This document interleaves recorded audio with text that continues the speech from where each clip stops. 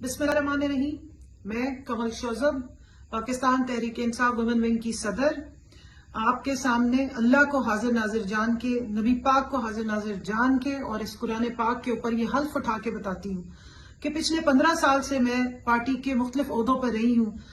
انصاف student federation ہو یا youth wing ہو یا پھر اب ویمن ونگ ہو اور اس کے علاوہ اسمبلی بھی۔ ہم نے عمران خان صاحب کے ساتھ جتنا بھی عرصہ کام کیا ہے،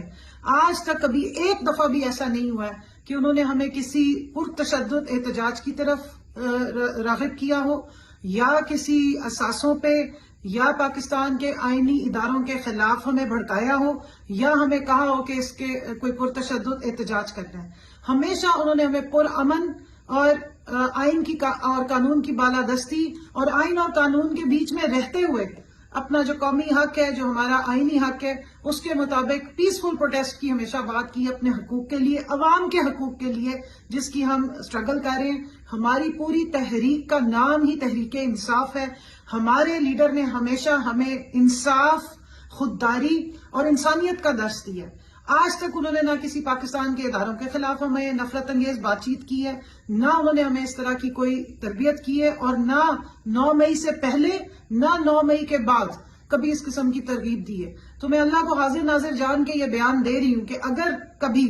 میں اٹھائی جاؤں زبردستی یا اغوا کر لی جاؤں اور اس کے بعد مجھ سے کوئی زور زبردستی پہ بیان دلوایا جائے تو کائنڈلی اس کو بالکل بھی کنسیڈر نہ کریں۔ یہ میرا بیان حلفی ہے جو عدالت میں پیش کیا جائے، اسی کو ہی مانا جائے، کیونکہ میں باہوش و حواس اور اللہ کو حاضر ناظر جان کے یہ اپنا بیان ریکارڈ کروا رہی ہوں کہ ہم عمران خان کے ساتھ ہیں، ہم اپنے ملک کی جدوجہد کے ساتھ ہیں،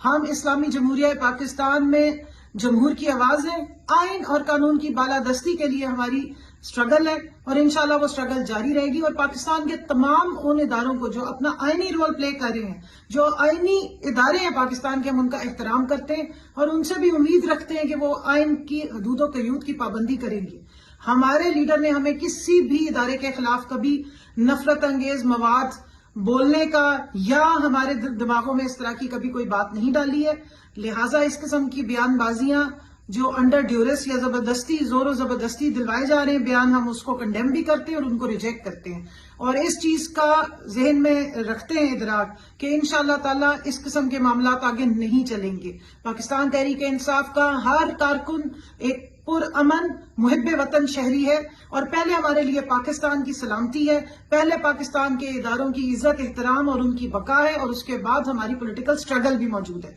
تو انشاءاللہ تعالی ہم اپنے لیڈر کے ساتھ کھڑے ہیں۔ ہمارا لیڈر مظلوم ہے، ہمارے لیڈر پہ بے بنیاد الزام تراشی کی جا رہی ہے اور اس کو ہم کنڈیم بھی کرتے ہیں اور اس کو ہم ریجیکٹ بھی کرتے ہیں۔ ہمارے لیڈر پوری دنیا میں امن و امان قائم کرنے والا اور امن کی آواز اٹھانے والا لیڈر ہے، اور میں یہاں پہ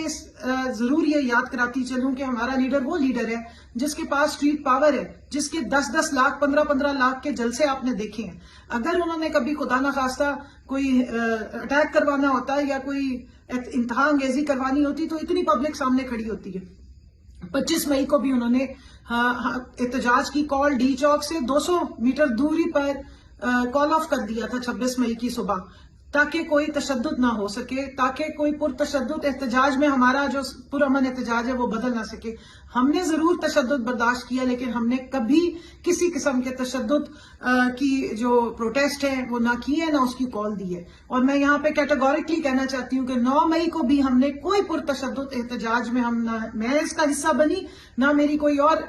جو ویمن ونگ کی خواتین ہیں اس قسم کے پرتشدد احتجاج کا حصہ بنی۔ تمام خواتین جو ہیں وہ پرامن احتجاج کر رہی تھیں، اور کوئی ایسا ہم نے نہ کسی اثاثے پہ یا کسی فوجی جو بلڈنگز ہیں ان پہ کوئی اٹیک کرنے کا نہ کوئی پلاننگ کی گئی تھی، نہ ہمیں کوئی بتائی گئی تھی ایسی، اور نہ ہم اس میں ملوث ہیں۔ تو برائے مہربانی اس